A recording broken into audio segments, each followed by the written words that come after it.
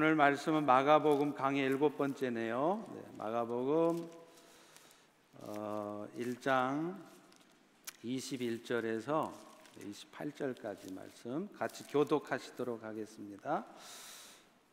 그들이 가버나움에 들어가니라. 예수께서 곧 안식일에 회당에 들어가 가르치시매 무사람이 그의 교훈에 놀라니 이는 그가 가르치시는 것이 권위 있는 자와 같고 서기관들과 같지 아니함일러라. 마침 그들의 회당에 더러운 귀신 들린 사람이 있어 소리질러 이르되 나사렛 예수여, 우리가 당신과 무슨 상관이 있나이까? 우리를 멸하러 왔나이까? 나는 당신이 누구인 줄 아노니 하나님의 거룩한 자니이다. 예수께서 꾸짖어 이르시되 잠잠하고 그 사람에게서 나오라 하시니 더러운 귀신이 그 사람에게 경련을 일으키고 큰 소리를 지르며 나오는지라. 다 놀라 서로 물어 이르되 이는 어찌 미냐? 권위 있는 새 교훈이로다. 더러운 귀신들에게 명한즉 순종하는도다 하더라. 예수의 소문이 곧 온 갈릴리 사방에 퍼지더라. 아멘. 오늘 마가복음 강의 7번째 마귀의 일을 멸하러 오신 예수라는 제목으로 은혜 나누겠습니다. 마가복음 강해를 처음 시작하면서 말씀드렸던 것처럼 모든 복음서는 예수님이 하나님의 아들이시며 그리스도이신 것을 여러 제자 혹은 선지자들의 입술을 통해 증거합니다. 그리고 나서 이제 본격적으로 본론으로 들어가면 예수님이 행하셨던 기적 같은 일들을 통해서 예수님은 과연 하나님의 아들이시고 그리스도, 그러니까 구원자로 기름 부음 받으신 것이라는 것을 증거를 합니다. 오늘 본문에 예수님께서 귀신을 내어 쫓는 사건도 바로 그런 목적을 가지고 기록된 것입니다. 오늘 본문에 보면 예수님은 가버나움에 있는 회당에 들어가셔서 안식일에 말씀을 가르치세요. 우리 다 같이 21절을 다시 한번 읽어볼까요? 시작. 그들이 가버나움에 들어가니라. 예수께서 곧 안식일에 회당에 들어가 가르치시매. 이 가버나움이라는 동네 이름은 나움의 동네, 그런 뜻이에요. 근데 이곳은요, 제자들이 부름받았던 그 갈릴리 호수에서 그리 멀지 않은 곳에 위치한 조그만 도시였습니다. 그렇지만 지중해와 연결된 다메섹으로 가는 교통의 요지였습니다. 사진으로 보시면 그 제일 위편에 왼편에 나와 있죠. 근데 이곳은요 또 세관이 있습니다. 그래서 사실은 그 북부 지역, 갈릴리 지역의 경제 중심 지역이기도 했어요. 그런데 예수님께서 굳이 이곳을 공생의 사역의 중요한 거점으로 삼으신 것은 특별한 이유가 있었습니다. 그것은 바로 이곳이 세리 마태를 비롯한 5명의 예수님의 제자들의 고향이었기 때문에 그래요. 그래서 예수님은 그곳에서 사역을 시작을 하십니다. 예수님께서 이 사역을 시작할 때 주로 어디서 복음을 전하셨느냐면요, 회당이라고 하는 곳에서 복음을 전하세요. 왜냐하면 그 회당은 우선적으로 복음의 말씀을 들어야 될 유대인들이 많이 모여 있는 곳이었기 때문에 그렇습니다. 회당은 원래 어디서 비롯됐느냐 하면 이스라엘 백성들이 바벨론에 포로로 잡혀갔을 때 그 이스라엘 백성들이 얼마나 힘들었겠어요.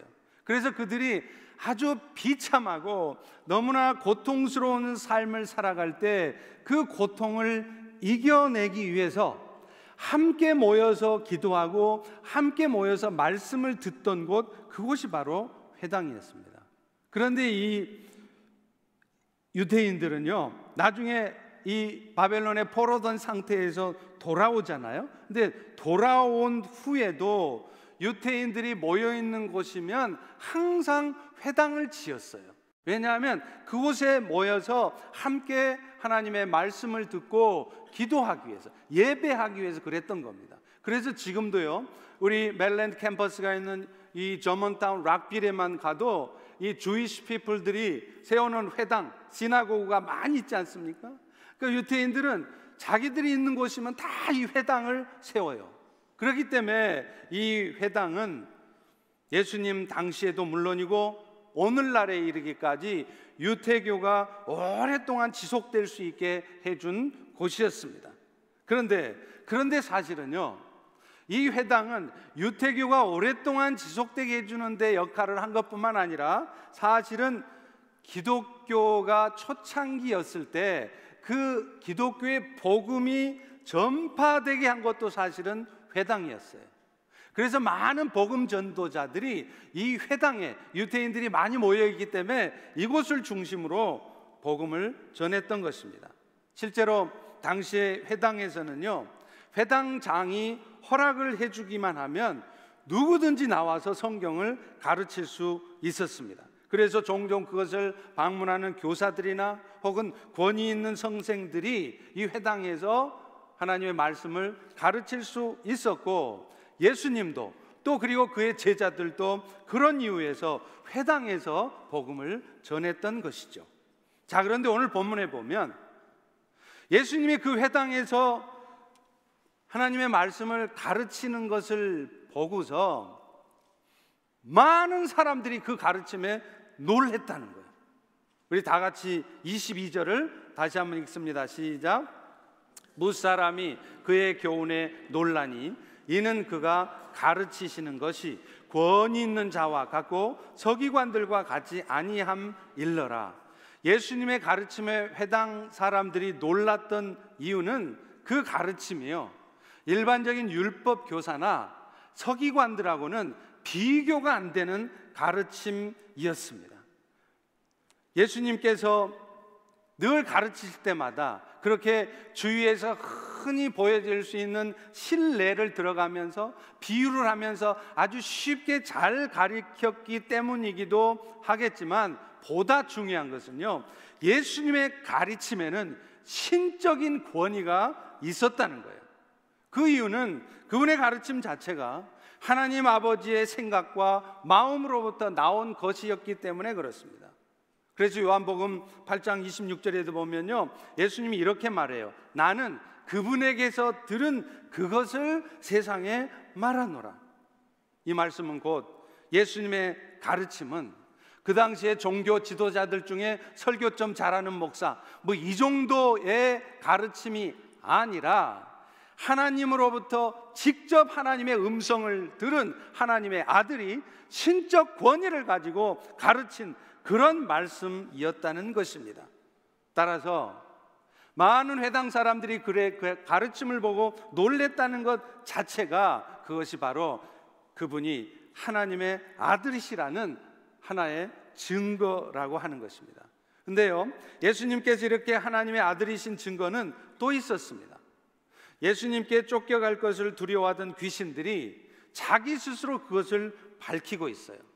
여러분, 우리는 흔히요, 도저히 알 수 없는 일을 기가 막힌 방법으로 알아내면 뭐라고 말을 합니까?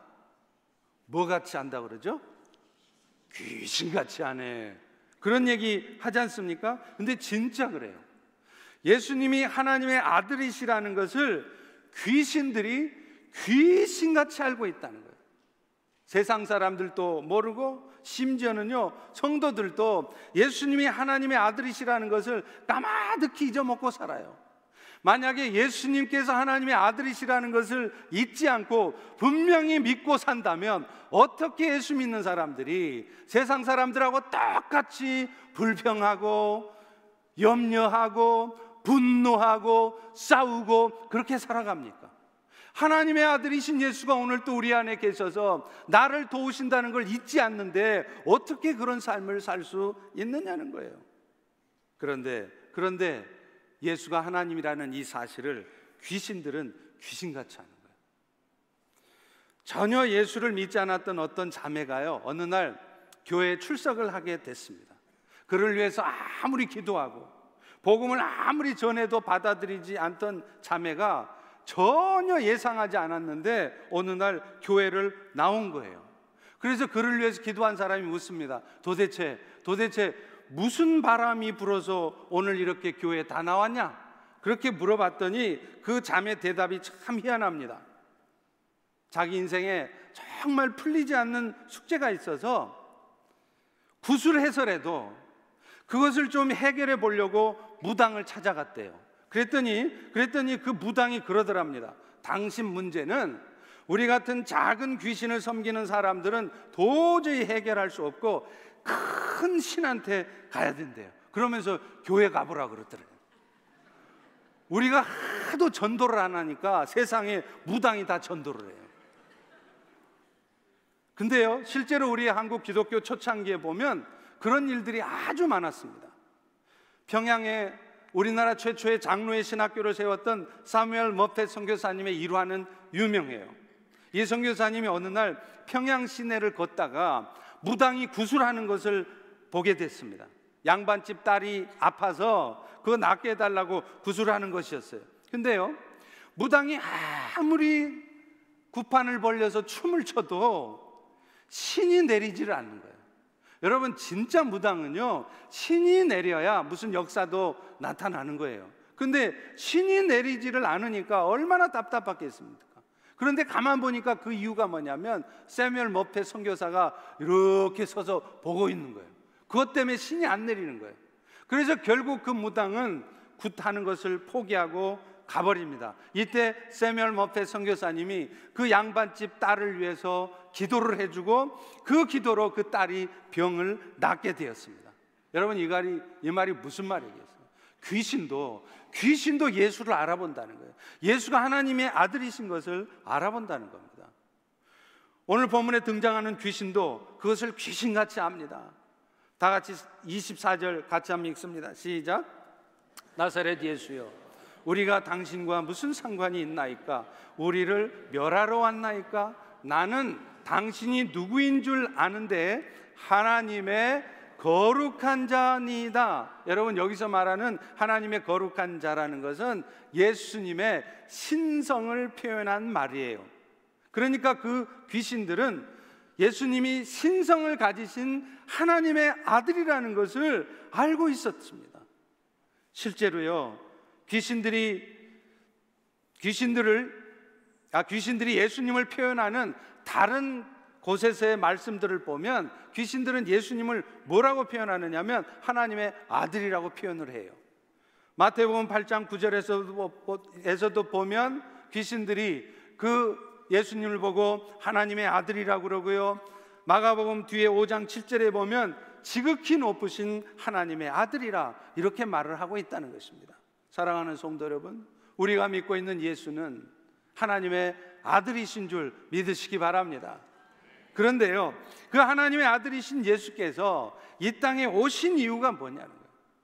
오늘 복음서들은 바로 하나님의 아들이신 예수가 왜 이 땅에 오셨는지, 그리고 이 땅에 오셔서 그분이 하신 일이 무엇인지를 증거하는 것입니다. 오늘 본문의 내용을 보면 예수님은 이 땅에 오셔서 마귀의 일을 멸하려고, 그래서 이 땅에 있는 세상의 영혼들을 구원하려고, 그 일을 하려고 오셨다는 것입니다. 예수님이 회당에서 가르치고 있을 때요, 때마침 더러운 귀신 들린 사람이 하나 들어오게 됩니다. 본문 23절을 보십시오. 마침 그들의 회당에 더러운 귀신 들린 사람이 있어 소리질러 이르되. 여러분, 본문에 보면 마침이라고 돼 있어요. 이 말은 우연히 예수님이 가르치고 있는 회당에 귀신 들린 자가 들어온 것 같죠? 근데 아닙니다. 하나님께서 일부러 정확하게 그 타이밍에 맞춰서 귀신 들린 자를 그 회당 안에 보내주신 거예요. 왜냐하면 예수님을 통해서 그 귀신 들린 자의 귀신이 쫓겨나갈 때 그것을 통해서 예수님이 바로 하나님의 아들이시고 구원자시라는 것을 증거해 보이시기 위함이었던 것입니다. 오늘날 현대의학이나 심리학, 심지어는요 현대 신학자들조차도 안타깝게도 귀신의 존재를 잘 인정을 안 하려고 그래요. 그래서 무슨 귀신 들린 현상들이 나타나면 그것은 정서적으로 불안한 상태에 있었던 어떤 사람이 외부적인 어떤 충격 때문에 생기는 현상인 것이지, 그것이 귀신이라고 하는 어떤 영적 존재에 의한 것이 아니라, 이렇게 말을 합니다. 여러분, 물론 오늘날에도 정신과적 질환 상태에 있는 사람들이 모두가 다 귀신 들렸기 때문에 그런 정신 이상을 나타내는 것은 아니에요. 그러나 분명한 것은요, 오늘 본문은 귀신은 분명히 이 땅에 존재하고, 그리고 그 귀신들이 하는 일이 뭐냐? 결국은 그리스도의 권위에 도전하고 그리스도를 통해서 하나님이 하시려고 하는 하나님의 일들을 방해하려고 하는 존재라는 것입니다. 여러분, 오늘 본문에도 보면 귀신 들린 자가 들어와서 한 일이 뭡니까? 소리 지르는 일이었다고 하지 않습니까? 지금 예수님이 한참 회당 안에서 그 유태인들을 향해서 중요한 하나님의 말씀을 증거하고 있는데, 예수가 구원자이심을 증거하고 있는 그 순간 생각해 보세요. 저 뒤에서 귀신 들린 자가 하나 들어와서 소리를 막 지르면 그 분위기가 어떻게 되겠습니까? 이게 하나님 나라의 일을 귀신이 방해하려고 하는 것이라는 것입니다. 또 본문 24절에 보면 귀신 들린 자가 뭐라 그럽니까? 예수님을 보고 나사렛 예수여, 이렇게 말을 하지 않습니까?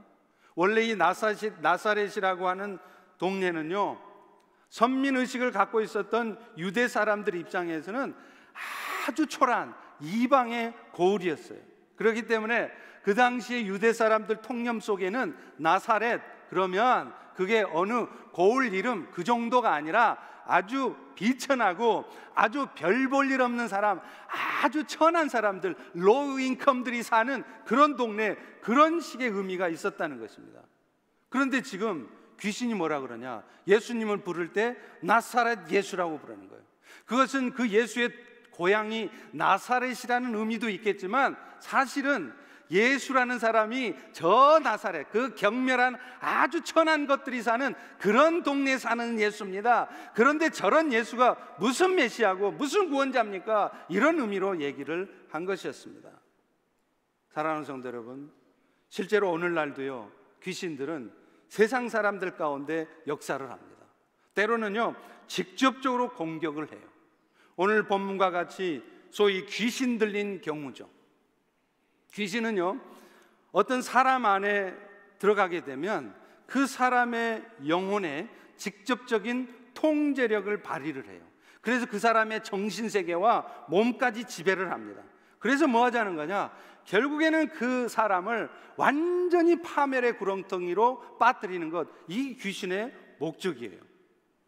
귀신 들린 사람들의 가장 두드러진 특징이 뭔지 아세요? 특별히요, 예수님에 대한 얘기를 하거나 무슨 성경 얘기를 하거나 등등 신앙적인 부분에 대한 반응이 아주 특별합니다.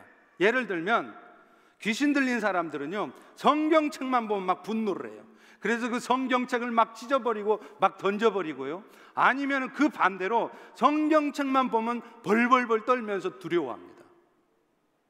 또 일반 정신과적 질환 상태에 있는 사람들은 욕을 해도요, 모든 사람들한테 다 해요. 그런데 특별히 귀신 들려있는 상태에 있는 사람들은 욕을 해도 꼭 누구한테 욕을 하느냐면 목사님들, 아니면 신앙의 사람들한테 특별히 욕을 합니다.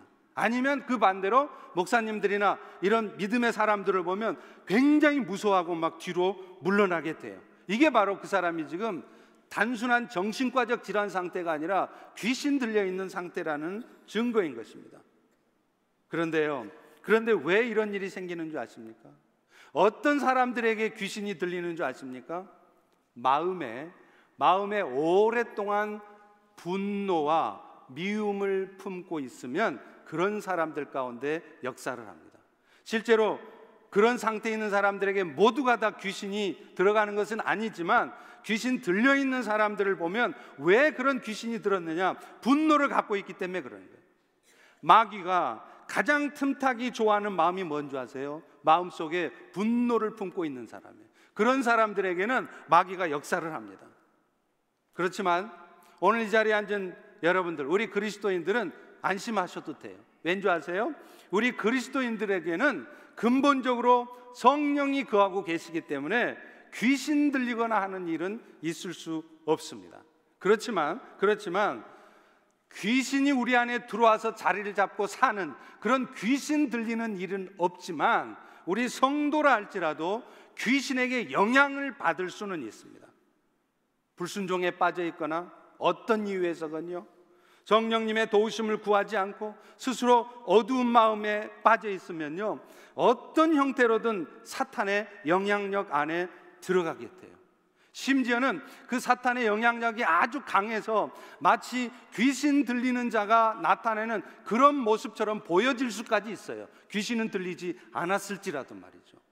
그렇기 때문에 에베소서 4장 26절 27절에도 이렇게 말합니다. 너희가 분을 내어도 죄를 짓지 말고 해가 지도록 분을 품지 말라.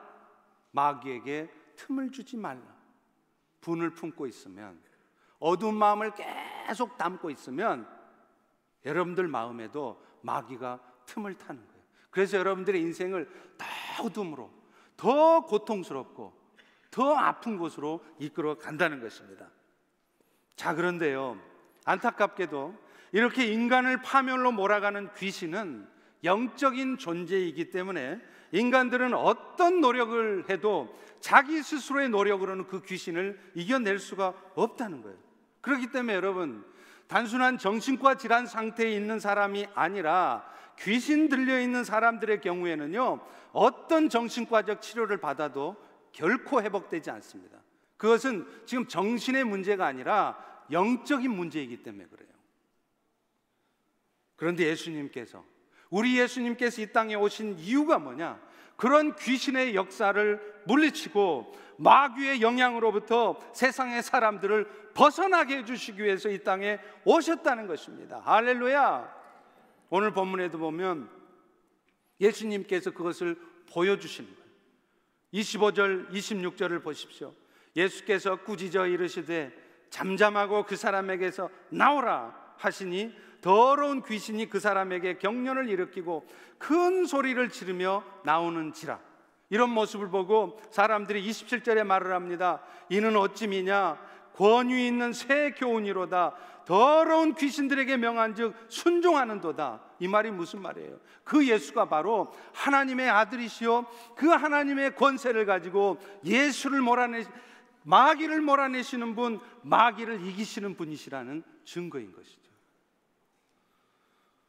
우리나라 최초의 목사 7명 중에 하나였던 이기풍 목사님도 그런 경험을 하셨습니다. 이분은 목사 안수를 받자마자 제주도로 선교를 떠나셨습니다. 근데 제주도 선교를 가셔서 전도 초기에 많은 고난을 겪었어요. 여러분 아시잖아요? 바닷가 쪽에 있는 사람들은요, 아주 그 우상 숭배가 세기 때문에 웬만해서는 복음이 잘 안 들어가요. 그 제주도도 우상이 얼마나 많은지 몰라요. 그런데 그곳에 처음으로 가서 복음을 전하니 얼마나 힘드셨겠어요. 이 이기풍 목사님은 나중에 전도하다 너무 지쳐서 영적으로 육적으로 완전히 탈진이 되어서 이제 다시 평양 선교본부에 연락을 넣습니다. 나를 다시 평양으로 불러달라는 거예요. 근데 그때 평양 선교본부에 있던 세뮤얼 마페, 그 유명한 마포 3열 선교사님이 이런 답장을 보냅니다. 이기풍 목사, 편지는 잘 받았소이다. 그런데 당신이 내 턱을 때려서 깨뜨려 놓은 흉터가 아직도 아물지 않고 있으니 이 흉터가 아물 때까지 더 분투 노력하시오. 이렇게 답장을 보냈어요. 사실 이기풍 목사는 예수님을 만나기 전에 이 세뮤얼 마페 선교사님을 길거리에서 만났는데요, 저 사람 서양 귀신, 양귀자라고 그러잖아요. 서양 귀신 붙은 사람이라고 돌을 들어 던져가지고 세뮤얼 마페 선교사가 턱이 깨져버렸어요. 그런데 어떻게, 우리 같으면 그런 일 터지면 당장에 뭐해요? 수. 나는 미국 와서 이 수라는 말이 참 재밌더라고. 수. 껐다가면 수요. 세뮤얼 마페 선교사님이 저 같았으면 아마 수했을 것 같아요. 근데 세뮤얼 선교사님은 수하지 않았습니다. 아무 반응도 하지 않았어요. 오히려 그 이기풍 목사를 받아줍니다. 그것 때문에 나중에 이기풍 목사가 예수를 제대로 믿고 나중에 평양신학교에 가서 목사가 되고 선교사까지 되었어요. 그런데 매페 선교사님이 지금 그 얘기를 하는 거예요. 네가 그렇게 나 턱조가리 부러뜨렸는데도 나 화내지 않고 참았다. 이기풍 목사님은 그 편지를 바꿔서 통곡을 하면서 자신의 믿음 없음을 회개합니다. 그런데 여러분, 이 일이 있은 후에 놀라운 일이 벌어져요. 이 일 때문에 이기풍 목사님이 아주 영적으로 아주 강력해지고 성령 충만해졌어요. 그래서 그때부터는 영적 투쟁을 그야말로 목숨을 걸고 감당을 하는 거예요. 그러던 중에 하루 이 이기풍 목사님이 귀신 들린 자를 집으로 데려왔습니다. 근데 이 귀신 들린 자가 쇠사슬로 묶어놔도요, 어느 틈에 그 쇠사슬을 풀고 도망을 가는 거예요. 근데 이기풍 목사님은 이런 상황에서도 좌절하지 않고 계속 그 사람을 묶어놓고 기도하는 거예요.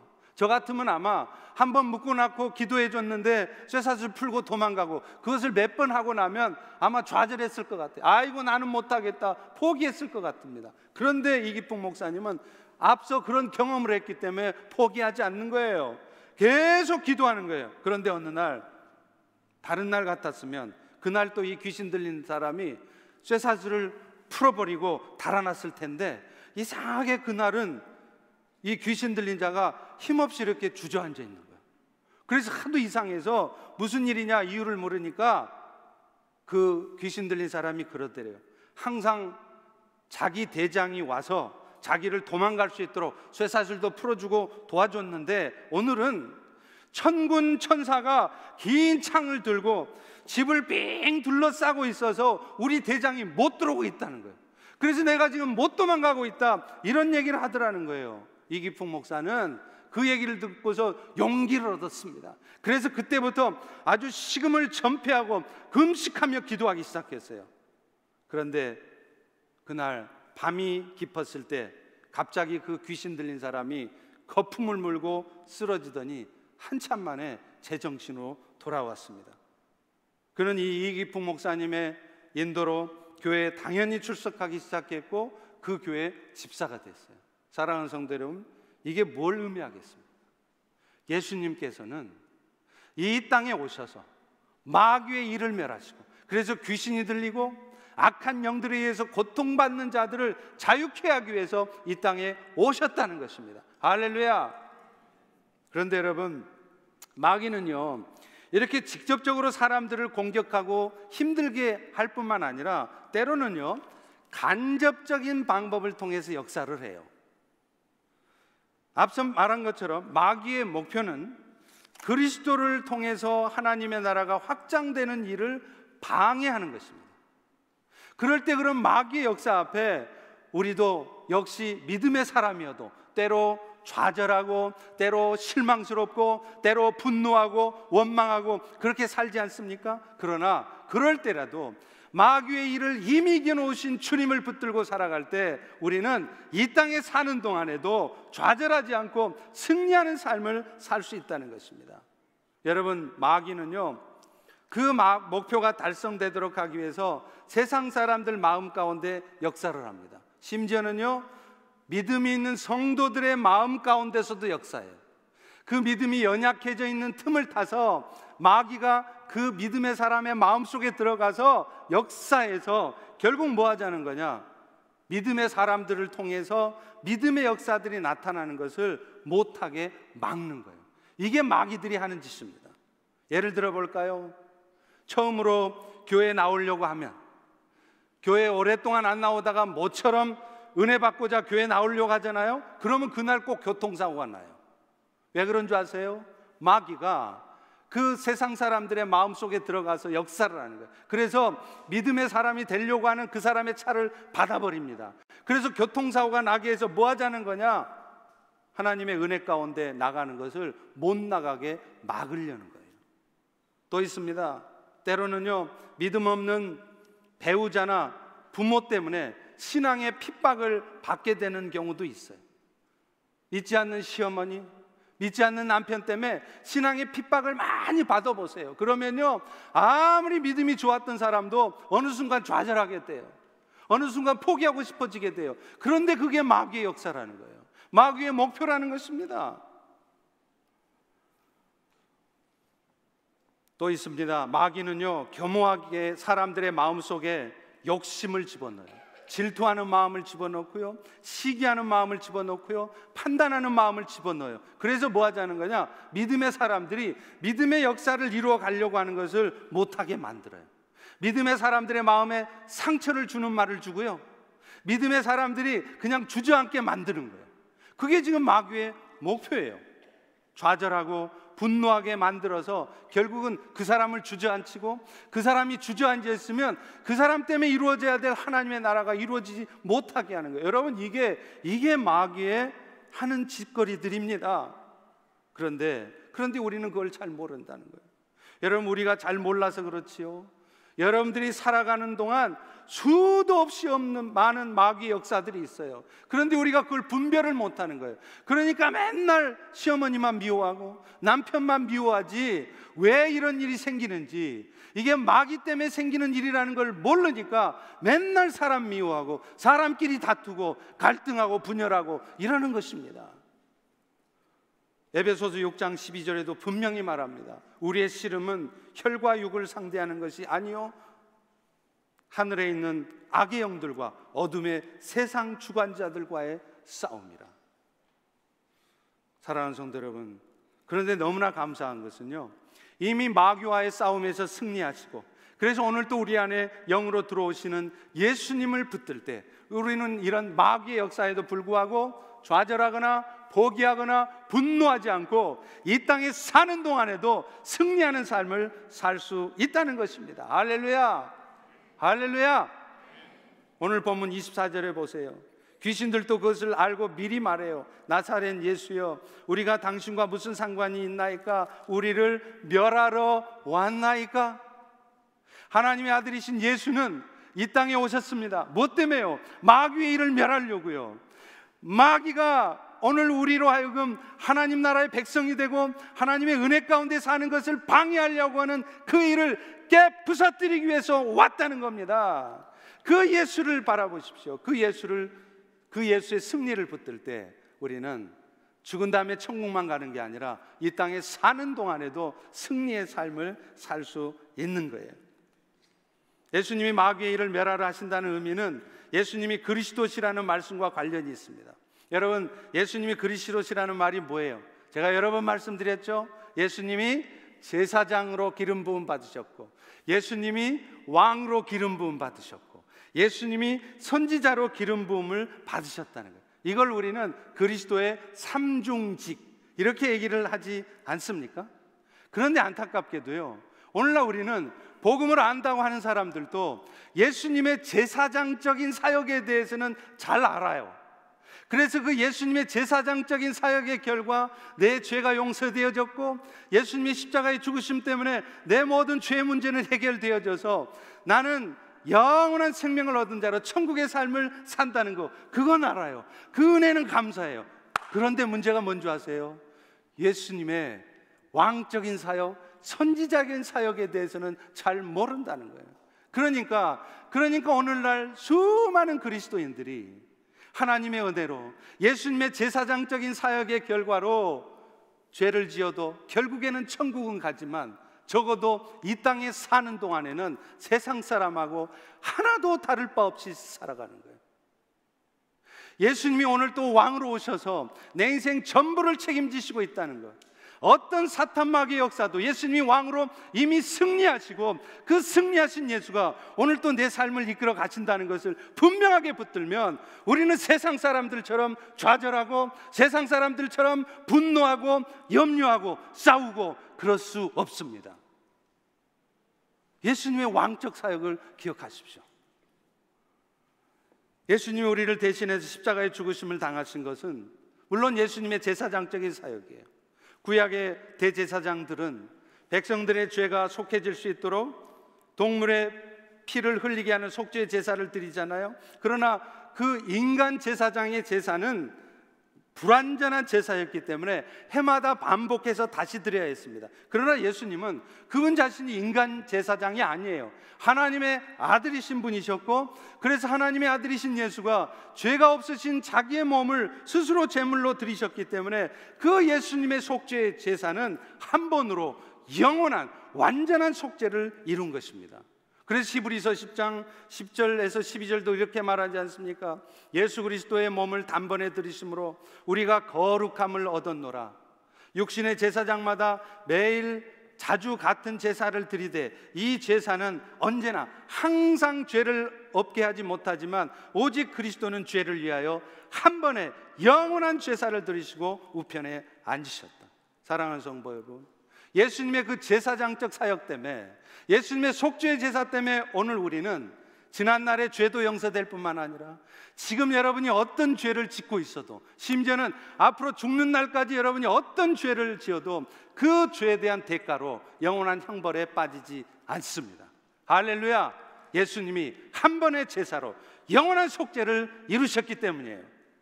그런데 이 예수님의 그리스도로의 사역은 십자가의 죽으심으로 끝나는 게 아니라는 거예요. 예수님은 십자가에 죽으시고 끝난 게 아니라 그 죽으심을 이기고 부활하셨어요. 그러니까 그리스도의 복음이 예수님께서 십자가에 죽으셨다는 말만 한다면 그것은 여러분 복음을 반쪽만 얘기하는 겁니다. 예수님은 반드시 십자가에서 이기시고 죽음을 이기시고 부활하셨다는 얘기를 하셔야 돼요. 그것이 바로 예수님의 왕적 사역입니다. 여러분, 부활을 통해 죽음을 이기신 주님, 그분은 결국 사탄을 이긴 것이고요, 사탄을 이기신 예수님은 오늘도 우리 안에 영으로 들어오셔서 우리의 삶을 이끌어가고 계시다는 것. 다시 말하면 왕이신 예수님의 사역이 오늘도 진행되고 있는 것입니다. 그런데도 사탄은요, 오늘도 마치 자신이 지지 않은 것처럼 우리를 속이고 공격해와요. 그러면 또 우리는 그 사탄의 공격에 겁을 먹습니다. 좌절합니다. 막 분노합니다. 불평합니다. 다툽니다. 왜요? 이미 승리하신 예수를 모르니까 그래요. 이미 내 안에 왕으로 오신 예수, 어떤 사탄의 역사도, 어떤 마귀의 역사도 이미 무릎 꿇어놓고 승리하신 그 예수가 왕으로 오늘 또 우리를 지키신다는 이 사실을 놓치니까 우리 앞에 벌어진 상황 때문에 좌절하고 분노하고 염려하고 세상 사람하고 똑같이 살아가는 것입니다. 그러나 왕이신 예수님의 일하심을 붙들고 살아가면 우리의 삶에도 실제적인 승리의 삶이 누려져요. 여러분, 신약 성경의 거의 3분의 1을 쓴 사도 바울이 로마에 가서 복음을 전하고자 하는 비전을 하나님으로부터 받습니다. 그런데 정말 놀랍게도요, 나중에 보면 정말 그 비전이 이루어져요. 그런데 여러분 기억하십시오. 그 과정에서 하나님이 바울에게 주신 그 비전이 이루어지는 과정에서 바울의 삶이 결코 편안하지 않았다는 거예요. 하나님의 비전은 분명히 이루어졌지만 그 비전이 이루어지는 과정 속에서 바울은요, 예루살렘에 올라가서 체포당했습니다. 체포당한 후에 로마의 황제 앞에 재판을 받기 위해서 압송을 당하잖아요. 그 과정에서 어떤 일이 벌어집니까? 배가 풍랑을 만나잖아요. 다 죽게 생겼습니다. 그런 일들을 다 겪어요. 그러나 중요한 것은 그런 고통의 시간이 있었지만 결국에는 하나님의 비전이 이루어진다는 거예요. 사도행전 28장 30절 31절에 보면 바울이 온 이태를 자기 셋집에 머물면서 자기에게 오는 사람을 영접하고 하나님의 나라를 전파하고 예수 그리스도에 관한 모든 것을 거침없이 가르쳤다. 여러분, 셋집이라는 게 뭔 줄 아세요? 가택 연금 상태에 있는 걸 말해요. 바울이 로마에 갇혔을 때 감옥에 갇혔다는 게 아니에요. 이런 벽돌집, 큰형님 댁에 있는 게 아니고 어디에 있었느냐면 셋집. 그러니까 일반 집을 세를 내어서 그 안에서만 갇혀 사는 거예요. 이게 연금이라 그래요. 바울은 감옥에 산 게 아니라 그 가택연금 상태에서 2년을 로마에서 보냈습니다. 그러자 그를 찾아서 수많은 사람들이 찾아왔어요. 바울에게 말씀을 듣고자. 그랬을 때 바울은 그 가택연금 상태에서도 2년 동안 엄청난 많은 사람들에게 그리스도의 복음을 전했어요. 하나님의 비전이 과연 이루어졌잖아요. 바울아, 너는 반드시 로마에 갈 것이다. 네가 가이사 앞에 설 것이다. 바울은요, 풍랑을 만나서 배가 다 뒤집어지는 그런 절망할 수 없는 상황이 왔어도 흔들리지 않았습니다. 그런 절망적인 상황 앞에 좌절하고 누구 원망이나 하고 그런 어둠에 빠져 있지 않았어요. 왠 줄 아세요? 승리하신 예수, 그 예수께서 천국에는 그것을 이루실 것을 굳게 붙들었기 때문에 그래요. 사랑하는 성도 여러분, 오늘 우리의 삶에도 그런 승리가 있을 수 있습니다. 저는 개인적으로 우리 그리스도인의 삶을 한마디로 말하면요, 기쁨의 삶이요, 평강의 삶이요, 감사하는 삶이요, 기대하는 삶이라고 생각합니다. 오늘 여러분은 기뻐하고 계세요? 아멘?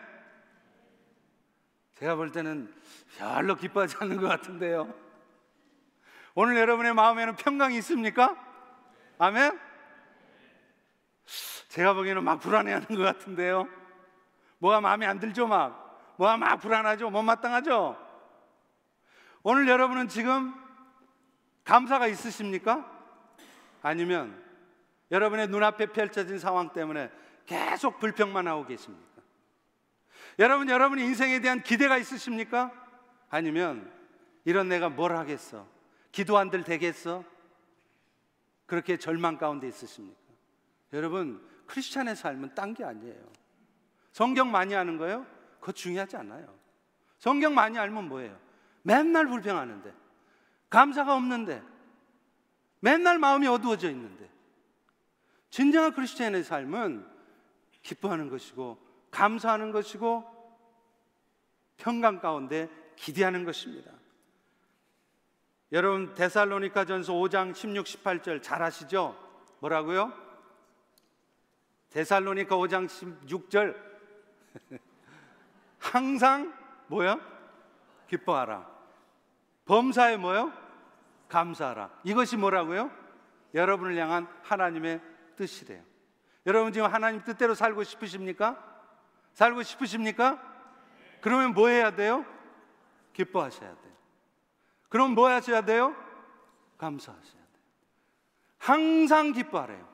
좋을 때만 기뻐하고 안 좋은 일 생기면 슬픔에 빠져 있는 게 아니라, 일들이 잘 풀려질 때만 감사하고 일 안 풀려지면 감사 안 하는 것이 아니라 어떤 상황에 있어도 감사하라는 것입니다. 왜 그렇습니까? 예수님이 우리를 위해 십자가에 죽으심으로 우리의 죄 문제를 해결하신 제사장이실 뿐만 아니라 그분은 죽음을 이기시고 부활하심으로 말미암아 오늘 또 왕의 직분을 가지고 오늘 우리의 인생 전체를 책임지고 계시기 때문에 그렇습니다. 그 왕이신 예수를 붙들 때 여러분, 우리는 어떤 상황에서도 절망하지 않습니다. 기뻐할 수 있습니다. 어떤 불평할 수밖에 없는 상황에서도 불평의 말만 늘어놓는 것이 아니라, 마음이 스스로 어두워져 있는 것이 아니라 밝은 빛 가운데 세상 사람들에게 빛을 비춰줄 수 있는 것이에요. 여러분, 이게 크리스찬의 삶입니다. 리고렌 목사님이 목적이 이끄는 삶이라는 책에서 이런 말씀을 하셨어요. God's love is like an ocean. You can see its beginning but not its end. 무슨 말이에요? 하나님의 사랑이 태양 같다. 다 동의하시죠? 근데 여러분, 그 태양을 보실 때 태양 보면 뭘 보고 계시는 거예요 지금? 그 태양의 출발, beginning, 앞부분만 보고 계세요. 여러분 중에 태양을 보시면서 태양 저 너머의 끝이 어떻게 되어 있는지 그거 보시는 분 있으세요? 우리의 삶 속에서 주님께서 나타내 주시는 사랑도 마찬가지라는 거예요. 지금 현재 모습은 절망적이고 문제 있어 보이지만 그러나 결국에는 하나님의 뜻이 이루어짐을 우리는 알지 못해요. 그러니 그런 믿음을 가지고 현재를 보지 않으면 우리는 자신도 모르게 염려할 수밖에 없고요.